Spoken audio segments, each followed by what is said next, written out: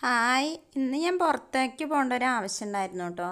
അപ്പോൾ പുറത്തൊക്കെ പോയിട്ട് വരുമ്പോൾ തിരിച്ച് വരുമ്പോൾ മാർക്കറ്റിൽ നിന്ന് കൂവക്കിഴങ്ങ് കണ്ടു. അപ്പോൾ അത് വാങ്ങിച്ചു. തിരുവാതിര കഴിഞ്ഞെങ്കിലും ഇപ്പോൾ കടകളിലൊക്കെ ഇപ്പോഴും ഉണ്ട് കൂവക്കിഴങ്ങ്.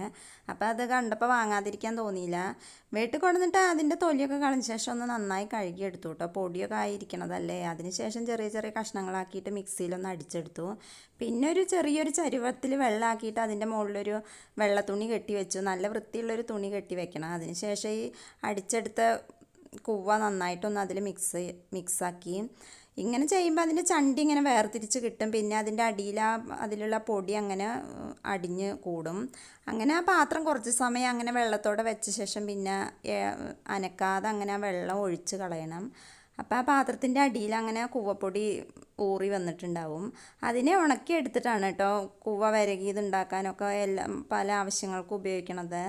ഇത് കഴിക്കാൻ മാത്രമല്ല, നമ്മുടെ വയറിനൊക്കെ വല്ല അസുഖങ്ങളൊക്കെ വരുമ്പോൾ ഈ കൂവപ്പൊടി കലക്കി കുടിച്ചാൽ നല്ലതാണ്. നല്ല തണുപ്പുള്ളൊരു പൊടിയാണ് കേട്ടോ ഇത്.